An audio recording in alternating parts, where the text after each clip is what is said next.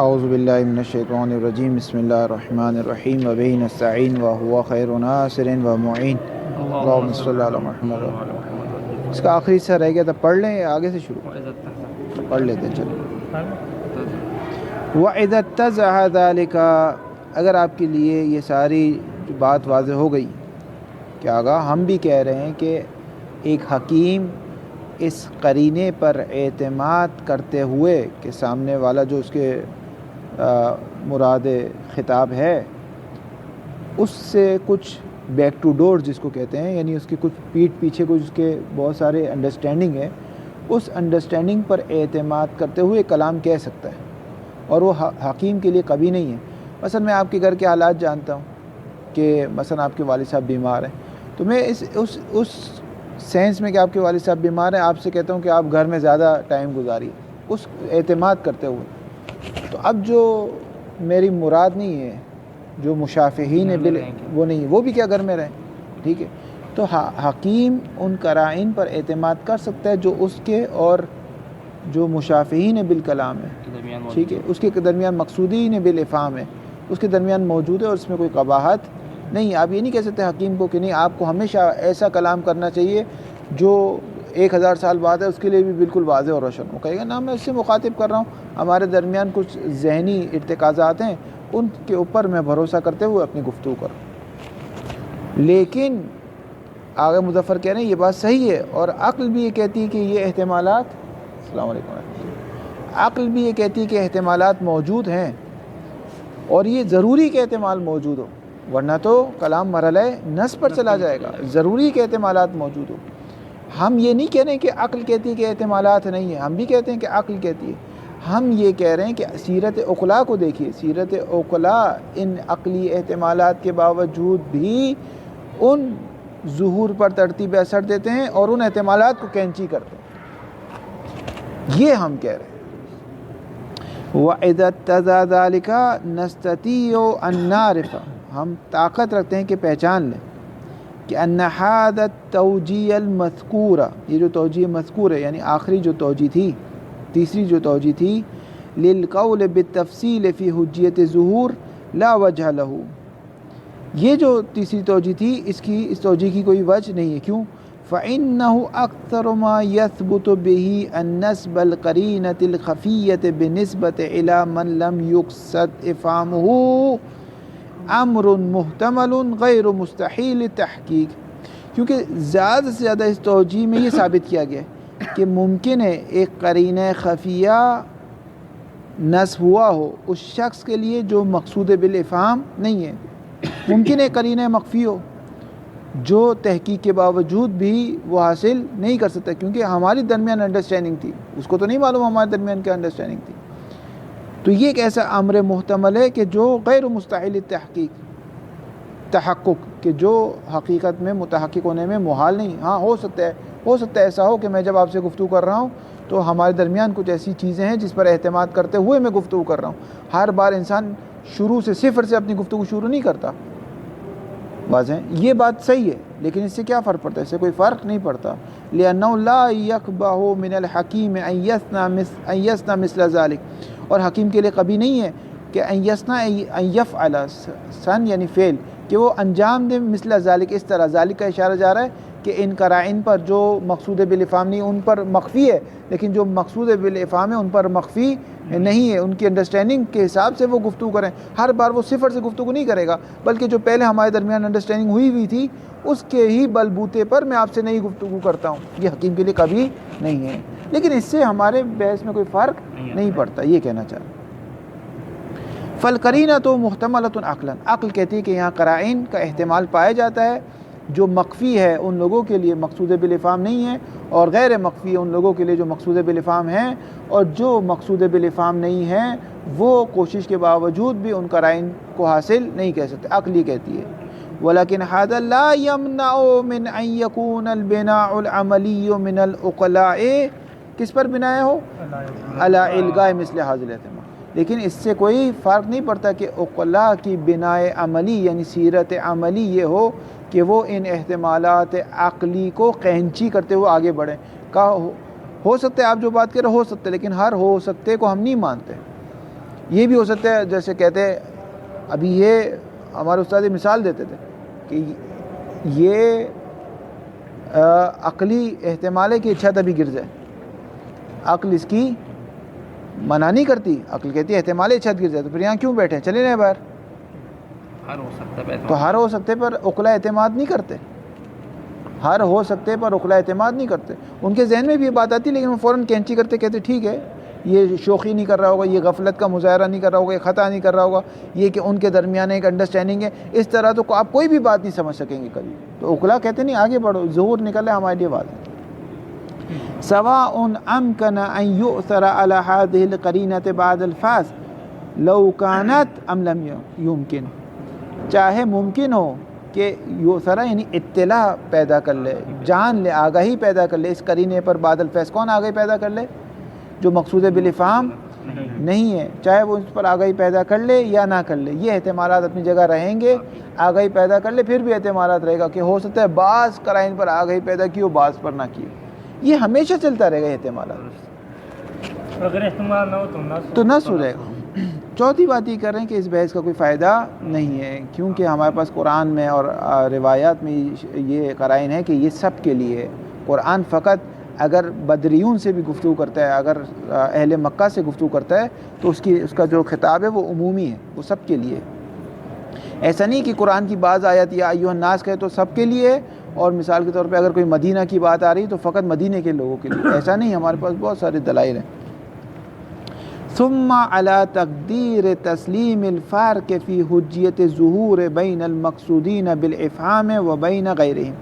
اگر فرض کر لیں یہ مرزا قمی کے اس نظریے کو مان بھی لیں کہ ہاں حجیت ظہور میں فرق ہے، کہ جو مقصودین بالافہام ہے، جو بالکل میرے سامنے جن سے میں گفتگو کر رہا ہوں ان کے لیے ظہور حجت ہے، لیکن وہ جو میرے مخاطب نہیں ہیں ان کے لیے میرا ظہور نکل ہے وہ حجت نہیں ہے. اگر ان کی یہ بات بالفرض مان بھی لیں تب بھی ہماری بحث میں یعنی استنباط حکم شرعی میں اس سے کوئی فرق نہیں پڑتا. فشان کل الشان ہے، تو تمام شان یہ ہے فی انتباہ کے ذالک علی واقعنا بنسبت الی الکتاب العزیز والسنت، کہ انتباہ کریں ذالکہ اس مطلب کو، کہ جو ذالکہ کا اشارہ جا رہا ہے یہ مطلب جو ہے نا ان کے درمیان فرق گزاری مقصودین بالافہام و غیر مقصودین کے افہام علی واقعنا یعنی اس مورد میں جو کتاب عزیز و سنت والے مورد میں اس کو انتباہ کریں. ٹھیک ہے ہم نے جان لیا فرق ہے، اب اس فرق کو یہاں پر منطبق کریں تو آپ کو پتہ چلے گا کہ کوئی مسئلہ نہیں، کیونکہ یہ عمومیت رکھتے، قرآن و حدیث عمومیت رکھتے. ہاں مثال کے طور پہ اگر قائد اعظم الہ آباد یا علامہ اقبال الہ آباد کے لوگوں سے خطاب کر رہے ہیں تو غیروں کے لیے حجت نہ ہوگا، ٹھیک ہے اس میں مورد میں سمجھ میں آئے گا. مثلا آج اگر پاکستان کا وزیر اعظم خطاب کر رہا ہے پاکستانی قوم سے تو دوسری لوگوں کو حجت نہیں، چلو یہ سمجھ میں آئے گا. لیکن قرآن و حدیث میں آپ کی یہ بات نہیں قبول ہے، کیونکہ وہاں پر قرائن ہے کہ وہ سب کے لیے عمومیت ہے قیامت تک. اما الکتاب العزیز فإنه من المعلوم لنا، ہمارے لیے معلوم ہے. کیا معلوم ہے؟ ان التکالیف التي يتضمنها وہ تکالیف جو اپنے التي يتضمنها قرآن جن تکالیف کو اپنے ضمن میں رکھتا ہے عامۃ لجمیع المکلفین، وہ تمام مکلف کے لیے عمومی ہے.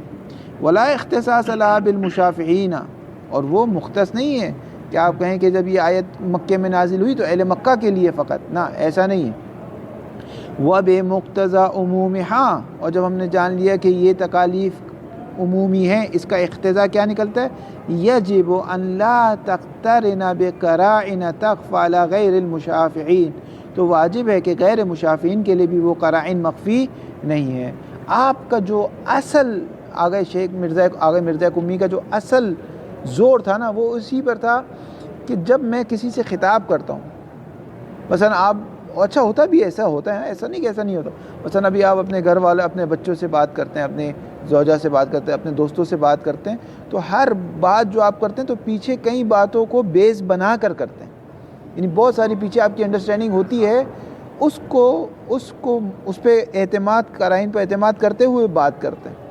ہر بار ابتدا بساکن آپ بات شروع نہیں کرتے کہ ٹھیک ہے اب میں بالکل صفر سے نئی بات شروع کروں. تو یہ ہوتا ہے. تو آگے مرزا قمی کا جو اصل بات تھی وہ صحیح تھی کہ جو مشافہین بالافہام ہوتے ہیں، جن کو میں سمجھانا چاہتا ہوں اپنی بات، جو میرے مد مقابل ہوتے ہیں، ان کے پیچھے بہت سارے ایسے قرائن ہوتے ہیں جو ابھی مشافہین بالافہام نہیں ہیں، جن سے میں ابھی خطاب نہیں کر رہا، جن سے نہیں کہہ رہا تم میری بات تمہارے لیے، وہ ان قرائن ان کے لیے مخفی رہ جاتے ہیں. اس لیے وہ یہ ظہور ان کے لیے حجت نہیں ہے. کیوں حجت نہیں؟ کیونکہ ظہور ہی کما حقہ نہیں نکلتا ان کے لیے. اگر ان کی یہ بات کو مان بھی لی جائے تب بھی قرآن و حدیث میں یہ اطلاق نہیں ہوگا، کیونکہ قرآن میں جب تکالیف عمومی ہے تو وہ قرائن جو ان افراد کے لیے ثابت تھے جو مشافہین بالافہام یا مقصودین بالافہام تھے، تو وہ قرائن بعد والے لوگوں کے لیے بھی ثابت ہے. کیونکہ اگر حکیم کو، اگر آپ فرض کریں آپ کو اگر ایسی گفتگو کرنی ہے جس میں آپ دنیا کے تمام افراد کو شامل کرنا چاہتے ہیں اور بعد میں آنے والے تمام نسلوں کو آپ شامل کرنا چاہتے ہیں، تو پھر آپ جو اپنی گفتگو کریں گے وہ ابتدا بساکن سے کریں گے، پھر آپ قرائن پر اعتماد کرتے ہوئے نہیں کریں گے. اگر مرزا قمی کے نظریے کو قبول کر بھی لیا جائے تو یہ قرآن و حدیث میں نہیں کارآمد ہے. وہ کیا کہتے ہیں؟ قرآن و حدیث میں بھی کارآمد. وہ کہتے ہیں ہاں. وبمقتضى عمومها يجب أن لا تقترن بقرائن تخفى على غیر المشافہین. کوئی ایسا قرینہ نہیں ہے جو مخفی رہے کس کے ساتھ؟ غیر مشافہین. بل لا شک فی ان المشافہین لیسوا وحدهم المقصودین بالافہام بخطابات القرآن الکریم. کہ یہ بات بھی واضح ہے کہ قرآن کا جو مقصود بالافہام ہے وہ فقط مکے کے افراد نہیں ہیں، رسول کے زمانے کے افراد نہیں ہیں، بلکہ سب ہیں. وَأَمَّا السُنَّةُ فَإِنَّ الْأَحَادِيثَ الْحَاكِيَّةَ لَهَا عَلَى أَكْثَرِ تَتَضَمَّنُ تَكَالِيفَ. وَأَمَّا السُنَّةُ فَإِنَّ الْأَحَادِيثَ الْحَاكِيَّةَ لَهَا، وہ حدیث جو حکایت کرتی ہے سنت کی. یہ دیکھیں یہ بہت گہری بات ہے. احادیث سنت نہیں ہے، احادیث کاشف سنت ہے، احادیث حاکی سنت ہے. جتنی بھی ہمارے پاس کتابیں احادیث کی، کوئی بھی حدیث نہیں ہے، کوئی بھی حدیث نہیں. اصول کافی حدیث نہیں ہے، حاکی حدیث ہے.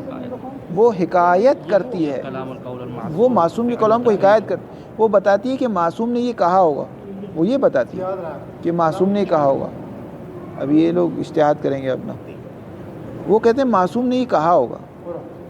اسی لیے ہم کیا کہتے ہیں؟ احادیث کی بررسی کرتے ہیں، از حیث متن بررسی کرتے ہیں، از حیث سند بررسی کرتے ہیں. یہ حدیث کی بررسی نہیں ہوتی، حدیث کا حق نہیں ہے، بلکہ حکایت کی بررسی ہوتی ہے کہ یہ جو حکایت کر رہا ہے حدیث کو، آیا یہ قابلیت رکھتا ہے کہ حکایت کر سکے حدیث کو؟ آیا اس میں طاقت ہے کہ حدیث کو بتا سکے یا طاقت؟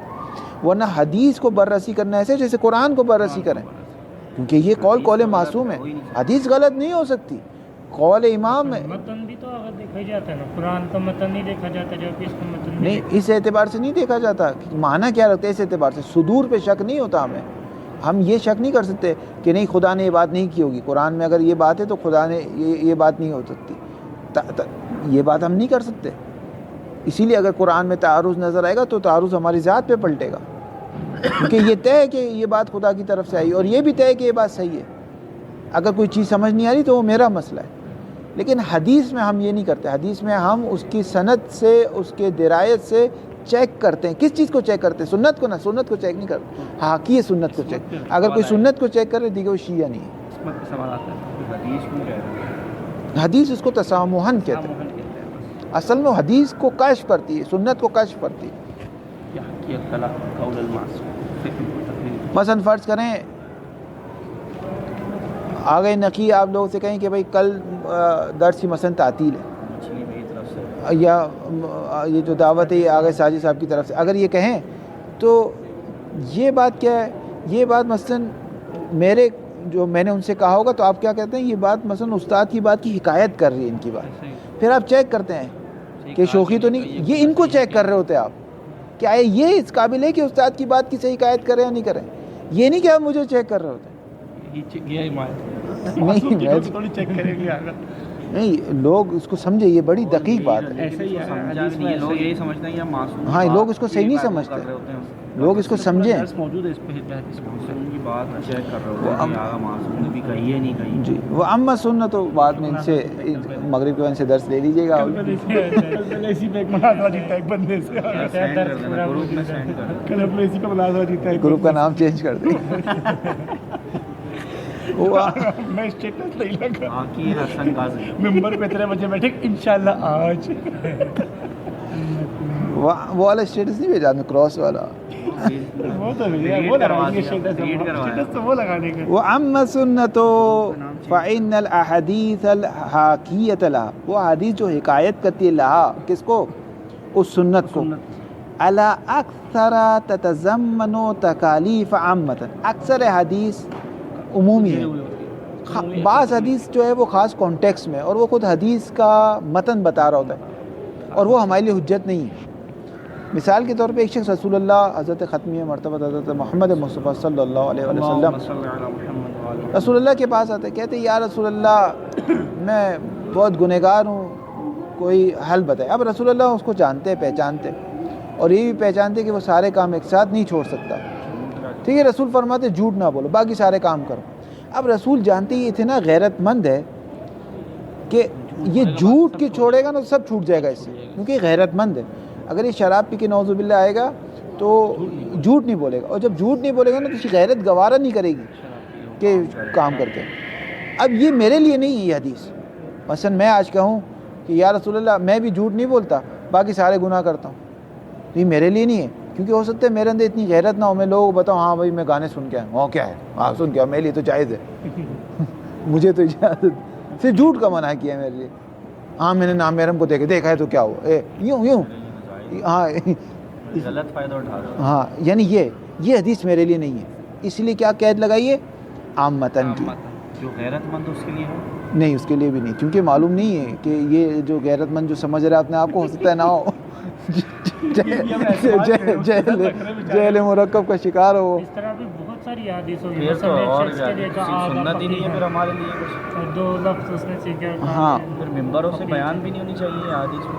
یہ حدیث جو ممبر سے بیان ہونا اس حد تک ہو کہ جھوٹ کنجی ہے گناہوں کی، اس حد تک ہو، نہ کہ اس حد تک ہو ہاں کہ جھوٹ ہاں ہاں اس حد تک گفتگو برائی ہے، اس حد تک گفتگو نہیں ہو کہ آپ لوگوں کو وہ دے دیں کہ آپ ہاں باقی سب. یہ ضروری نہیں ہے کہ سب سے چھوٹ دے، ضروری نہیں ہے. کوشش کر سکتے ہیں، لیکن یہ کہہ سکتے ہیں کہ آپ اس طرح کوشش کریں جیسے اس کو چھوڑا. نہیں وہ بہت غیرت مند آدمی تھا سر، نہیں ہے لوگ اتنے غیرت مند نہیں ہوتے. اکثر کیوں پڑھا میں نے؟ الف لام بھی تو آگے اس میں اکثر ہے جو مجھے بتا دیا کہ صاحب میں میرے ذہن میں سب چیزیں یا اتنے سارے لوگ یہ سب چل رہا ہوتا ہے بعضوں کا. الاکثر حاکیت لها علی الاکثر تتضمن تکالیف عامتاً. اکثر اوقات وہ اپنے ضمن میں عمومی تکلیف کو رکھتی. جب عمومی تکلیف کو رکھتی ہے تو اس کا اور قرآن ایک جیسا ہو گیا کہ وہاں قرائن موجود ہے. لجمیع المکلفین او المقصود بها افہام الجمع، یوں کہیں کہ سنت میں تمام افراد مراد ہوتے ہیں. مقصود بالافہام تمام افراد ہے قیامت تک، حتی غیر المشافہین بھی مقصود بالافہام ہے. ٹھیک ہے سامنے نہیں ہے رسول کے، لیکن رسول قیامت تک آنے والی نسلوں کو دیکھ کر ان کو بیان کر رہے. کلما یعنی ربما وربما يقصد بها افہام خصوص المشافہین فی بعض الجوابات علی اسئلۃ خاصۃ.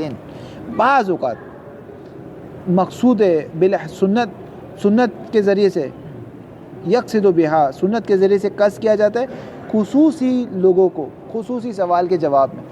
اسی لیے جو طب اسلامی والے علماء مخالفت کرتے ہیں وہ کہتے ہیں طب مخصوص بالافراد ہے، اس میں اتنی طاقت نہیں ہے، نو کو اٹھانے کی طاقت نہیں. مثلا ایک شخص رسول کے پاس ہے، امام کے پاس ہے، کہا مولا میرے بیٹے کو بخار ہے، کہا سیب کھلا دو. تو یہ جو سیب ہے، یہ جو بخار ہے، یہ ایسا نہیں کہ ہر بخار کے لیے سیب علاج ہو، کیونکہ یہ طب میں اتنی طاقت نہیں ہے کہ وہ تحمل نو کرے، وہ تحمل شخص کرتا ہے. امام کو پتا تھا کہ یہ جو بخار آتا ہے عرب میں یہ کس وجہ سے آتا ہے، کیونکہ بخار تو انڈیکیٹر ہے نا. طبیعت انسان فرق نہیں کرنے، ہزاروں قسم کے بخار ہوتے، بخار ایک ہے لیکن اس کے جو پیچھے وجہ ہے، کوئی ملیریا کا بخار ہے، کوئی کورونا کا کوئی بخار ہے، کوئی سردی کا بخار ہے، کوئی گرمی کا بخار ہے، کوئی ڈینگی کا بخار ہے، کوئی کس کا بخار ہے. تو آپ اب ڈینگی ہوا، سیب کھلائیں، سب کو سیب کھلانا شروع کر دیں، سیب کھلانا شروع کر دیں. تو کیا ہوگا، لوگ امام پہ حدیث پہ حرف آئے گا، تو کہیں گے امام نے تو سیب کھلا دے، 103 بخار تھا، سیب کھلانے کے بعد 104 ہو گیا. تو بھائی اس کو ٹھنڈ لگ گئی، مزید ٹھنڈ لگ گئی. واضح نہیں. وَإِذَا قُصِدَ ذَلِكَ، ذَلِكَ کا اشارہ جمی پہ جا رہا ہے. جب تمام اکثر حدیث میں تمام افراد مراد، تو اگر تمام مراد ہو فَإِنَّ التَّكْلِيفَ فِيهَا لَابُدَّ أَن يَعُمَّ غَيْرَ سَائِلَ بِقَاعِدَةِ الاشتراک. تو پھر تکلیف اس سنت میں ضروری ہے یعم، شمار کریں، شامل کریں غیر سائل کو بھی، جس نے سوال نہیں کیا اس کو بھی شامل کریں بقاعدۃ الاشتراک. کیونکہ اصل کیا اشتراک ہے؟ اصل اشتراک ہے تکلیف بین العالم والجاہل، تکلیف بین المقصود بالافہام وغیر المقصود بالافہام، سب کے لیے تکلیف مساوی ہے. ومقتضى الامانات فی النقل، ومقتضى الامانة في النقل وعدم الخيانة من الراوي المفروض في ذلك مبتدا أن ينبه على كل قرينة دخيلة في الظهور وما عدم بيانها منه يحكم بعدمها. کہتے ہیں آغا صاحب، وہ جو تکلیف ہے وہ دفع دخل ہے. وہ جو امام سے سوال ہوا، ٹھیک ہے تکلیف کا سوال ہوا، لیکن امام سے سوال ہوا ہے، وہ اس نے خاص ہو سکتا ہے خاص قرائن میں سوال کیا، تو کہا یہ جو راوی ہے نا یہ خائن نہیں ہے، یہ امین ہے، یہ اس تمام بات کو نقل کرتا ہے، وہ جو کانٹیکسٹ ہوتا ہے نا اس کو بھی نقل کرتا ہے. یعنی اگر کوئی قرینہ ہو، ایسا جاندار قرینہ ہو جس کی وجہ سے سوال و جواب میں فرق آتا ہو، تو اس کو نقل کرتا ہے. وہ ہوشیار شخص ہے جو وہاں بیٹھا ہوا ہے. اس لیے حدیث کی ہر ایک کو اجازت نہیں تھی حدیث کے نقل کی. ایسا نہیں تھا کہ ہر شخص کو کہ بھائی جس کو ہاں مخصوص افراد کو اجازت تھی کہ جن میں قابلیت تھی وہ سمجھ سکتے تھے ان کو. اس لیے امام نے فرمایا کلامنا صعب متعصب، ہمارا کلام ایسا آسان نہیں ہے. اس میں جس طرح قرآن میں مطلق اور مقید، عام اور خاص، اس طرح ہمارے کلام میں بھی ہے. امام کے کلام کو بھی سمجھنے کے لیے یہ جو آج ایک چیز چل پڑی ہے نا، حدیث حدیث حدیث حدیث حدیث فنی ہے، اگر سب تخصصی کام ہے. اب تک کوئی ایسا باب نہیں ہے جس میں آپ کو تعارض نہ ملے. اتنا سخت کام ہے، بالکل فنی کام ہے، بالکل فنی ترین کام ہے حدیث کو سمجھنا. آپ مثلا شخص کو کوئی حدیث سمجھ لے، ایک حدیث کھولی اس نے اصول کافی سمجھی، کہاں مجھے سمجھ میں آ گیا، مطلب خاک سمجھ میں آیا تمہیں، مطلب اتنا فنی کام ہے یہ. وَمُقْتَضَى الْأَمَانَةِ فِي النَّقْلِ، جی مجھے کہہ رہے خاک سمجھ میں تو ہم تو کہہ رہے تھا استفسار پڑھو، پوری تہذیب پڑھو. وَمُقْتَضَى الْأَمَانَةِ فِي النَّقْلِ، اور یہ جو نقل اور اس میں امانت کا جو اقتضا نکلتا ہے، بہت فی تفسیر وعدم الخیانت من الراوی، راوی کی طرف سے جو خیانت نہیں ہے، المفروض صفت راوی کی، المفروض فی ذالک، کہ فرض کیا گیا فی اس راوی میں، ذالک عدم خیانت کو اور مقتضی امانت کو. کیوں فرض کیا گیا؟ کیونکہ ہر شخص کو اجازت نہیں تھی، چنے ہوئے افراد تھے. یہ مقتضی الامانت کیا؟ اینبہ، کہ منبہ آگاہ کرے، اس کا فاعل راوی ہے، ہوا راوی کی طرف جاتا ہے. یہ راوی آگاہ کرے علی کل قرینۃ دخیلۃ فی الظہور، ہر وہ قرینہ جس سے ظہور کلام چینج ہو اس سے آگاہ کر. دیکھیے مثلا ایک شخص کی عمر 30 سال، ایک کی 35 سال ہے. مثلا ایک شخص کہتے ہیں اس کا رنگ کالا ہے، ایک شخص سوال کرنا ہے اس کا رنگ گورا ہے، ایک شخص سوال کرنا ہے. یہ وہ قرائن جس سے ظہور کو فرق نہیں پڑتا.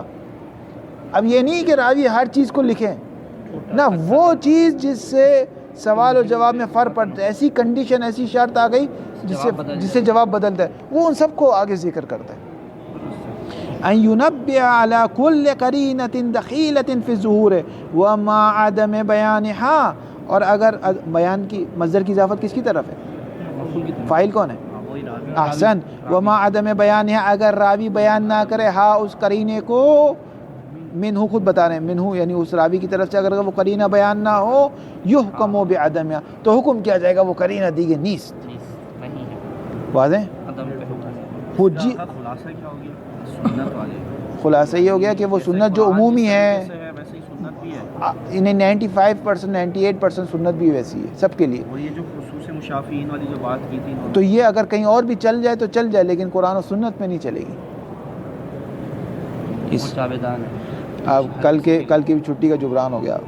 حجیت و ظواہر الکتاب، ہمارے پاس اخبارین ہے، البتہ آغا مظفر کہتے ہیں کہ منسوب ہے یہ قول اخبارین سے، کیونکہ اس کی وجوہات ہیں کہ اخبارین کے قول کو منقع نہیں کیا گیا زیادہ. اب سازش کے تحت نہیں کیا گیا جیسے بعض افراد کہتے ہیں, یا کوئی ایسے افراد نہیں تھے کہ بھئی تم کہنا کیا چاہتے ہو, کہتے ہیں تم کہنا کیا چاہتے ہو, بات تو بتاؤ, اپنی تبیین تو کرو, کیا کہنا چاہتے ہو. یہ نہیں کیا گیا. تو آغا مظفر بالکل اپنا اسٹائل چینج کر دیں گے اس بحث میں آ کر, اور کہیں گے کہ ہم یہ نہیں کہنا چاہتے, ہم یہ نہیں کہنا چاہتے, ہم یہ نہیں کہنا چاہتے, ہم یہ نہیں کہنا چاہتے. اب بتاؤ تم کیا کہنا چاہتے ہو.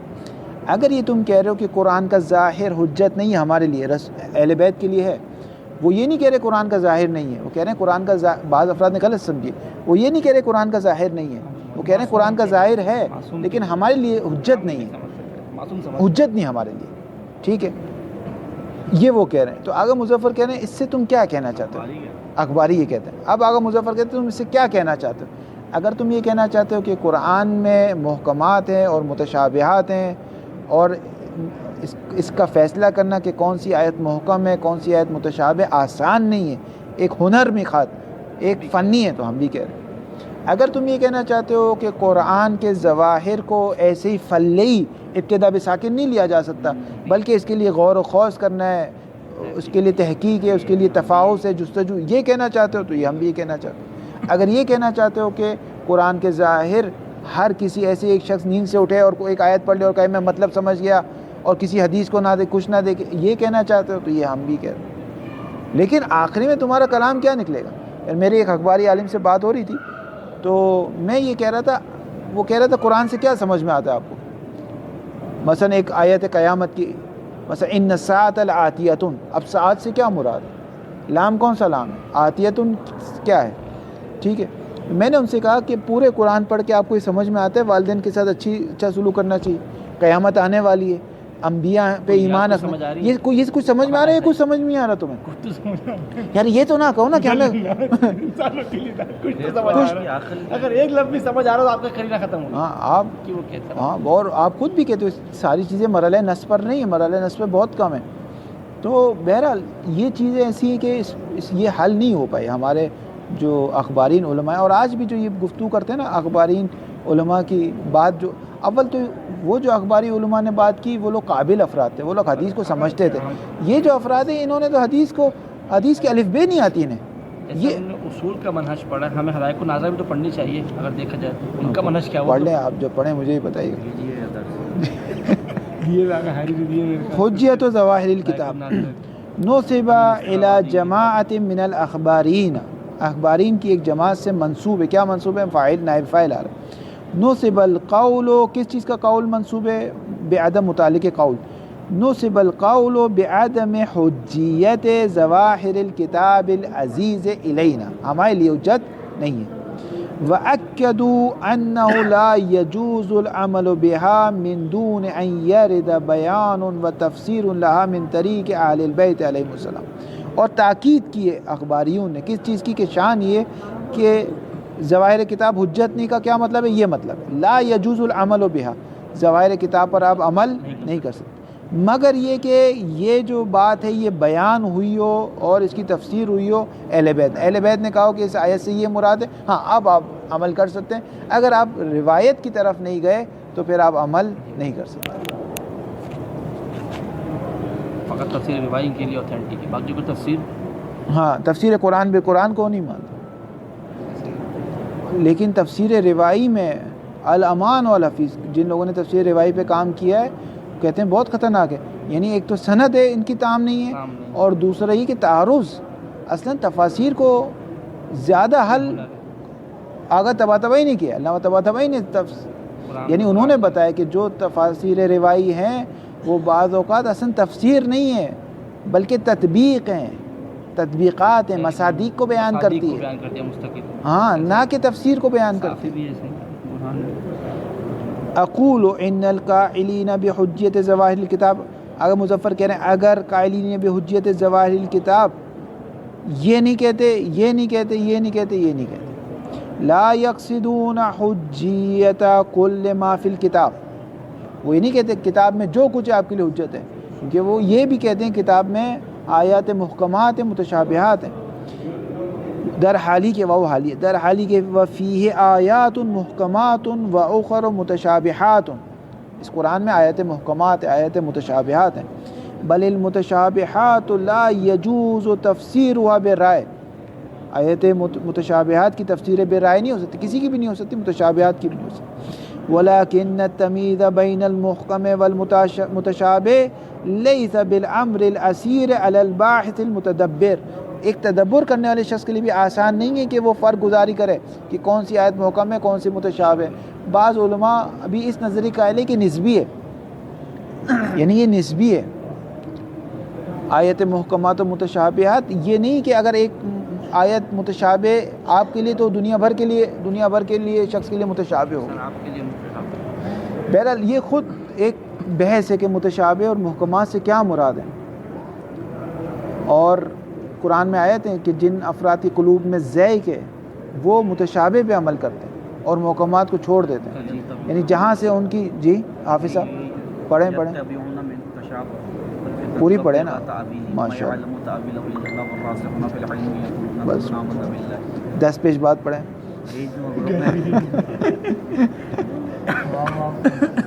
اذا كان هذا ما يمنع من الاخذ بالظواهر التي هي من نوع المحكم.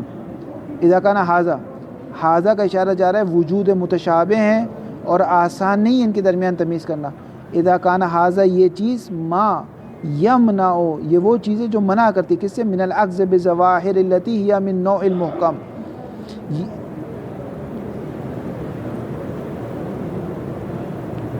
یہی عبارت یہ لکھی ہوئی آپ کی ما لا یمنع لا یمنع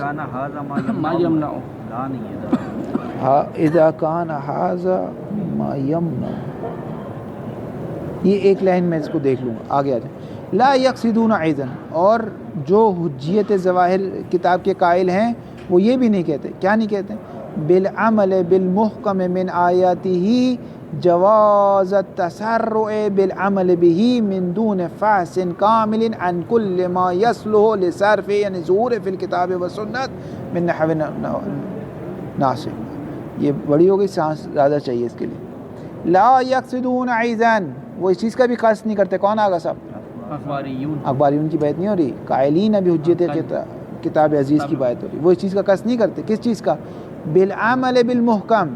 پہلی بات یہ تھی کہ محکم و متشابہ میں تمیز کرنا سخت ہے.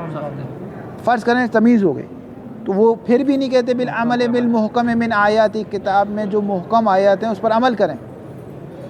لا یقصدون بالعمل بالمحکم جواز التسرع بالعمل به، یعنی محکم آیات پر عمل کرنے کی جو اجازت ہے اس کا یہ مطلب نہیں جواز تسرع کہ سرعت کے ساتھ آپ نے ایک محکم آیت دیکھی فوراً عمل کر لیں، یہ نہیں کہنا چاہتے. وہ واضح ہیں. وہ جو کہتے ہیں محکم اور متشابہ ہیں قرآن میں، محکم کا ظہور واضح ہے اس پہ وہ حجت ہیں، تو اس کا مطلب یہ نہیں نکلتا کہ جیسے ہی ایک محکم آیت دیکھی آپ نے فوراً اس پر عمل. یہ نہیں، وہ یہ نہیں کہتے. لا یقصدون میں نے کہا نا یہ آج کہتے ہیں کہ نسبی ہو گیا. لا یقصدون بالعمل بالمحکم من آیات، وہ جو یہ کہتے ہیں کہ محکم آیات پر عمل کرنا صحیح ہے وہ یہ قصد نہیں کرتے. کیا قصد نہیں کرتے؟ جواز التسرع مفعول یقصد کہ جائز سرعت. کس چیز کی سرعت؟ بالعمل بھی کہ ان محکم پر جلدی سے عمل کر رہو. من دون فحص کامل بغیر جستجو کی عن کل ما ہر اس چیز کی یصلح لصرف عن ظہور کہ جو صلاحیت رکھتا ہے اس محکم آیت کے ظہور کو پھیر دے. فی الکتاب و سنت من نحو الناسخ والمخصص والمقید والقرینۃ المجاز ہکذا. یعنی وہ جو کہتے ہیں کہ محکم آیات جو ظہور رکھتی اور متشابہ جو ظہور نہیں رکھتی اور ظہور کو عکس کیا جاتا ہے، وہ بھی یہ نہیں کہتے جیسے ہی محکم نظر آئے فوراً جاؤ اس پہ عمل کرو، بلکہ اس میں بھی وہ کہتے ہیں کہ ہاں فیض کرو اس محکم اگر یہ عام ہے تو اس کا کوئی مخصص نہ ہو، اگر یہ مطلق ہے تو اس کا مقید نہ ہو، یہ ناسخ ہے یہ منسوخ ہے تو کوئی ناسخ نہ ہو. لا یقصدون ایضا آگئے اخبارین. ہم یہ بھی نہیں کہتے کیا انه یسع لکل احد ان یاخذ بظواہر، ہر ایک شخص کے لیے جائز ہے وہ قرآن کھولے آیت نکالے اور عمل کرے. وان لم تکن له سابقۃ معرفت وعلم، اگرچہ اس کے لیے کوئی سابقہ معرفت اور علم کی نہ ہو. یعنی بالکل ہی وہ ابتدائی اور بالکل جس کو کہتے ہیں ابھی جی ہاں بالکل ایک ابھی صرف میر کا تھا، ابھی بالکل نیند سے اٹھا ہے، ایک آیت کو دیکھی اس میں عمل کر لی، نہ کوئی اس کا سابقہ علم ہے، نہ وہ جانتا ہے، یعنی متخصص نہیں ہے، فنی طریقے سے وارد نہیں ہو رہا، ہم یہ بھی نہیں کہتے، یعنی اسپیشلسٹ نہیں ہے۔ لا یقصدون انہ یسع لکل احد، ہر ایک عامی کے لیے جائز نہیں ہے ان یاخذ بظواہرہ کہ ظاہر قرآن کو لے لے، وان لم تکن لہ سابقۃ معرفۃ وعلم ودراست، جبکہ اس کا کوئی سابقہ علم نہیں ہے، معرفت نہیں ہے، کوئی اس نے درس ورس نہیں پڑھا، لکل ما، ہر اس چیز کے لیے یتعلق بمضمون آیات، مضمون آیت جو کچھ دے رہی ہے وہ لے لے، آنکھیں بند کرتے، فالعامی ہو، بس ایک وہ شخص جو بالکل ہی ابتدا بھی ساکن ہے، کچھ نہیں پڑھا ہوا اس نے، وشب العامی یا شب عامی ہے، مرحلہ اسپیشلسٹ اور تخصص تک نہیں پہنچا، اگرچہ کچھ راہیں طے کر لی ہے، لیس لہو، ان کو یہ حق نہیں ہے ان یدعی فہم و ظواہر الکتاب، دعویٰ کر مدعی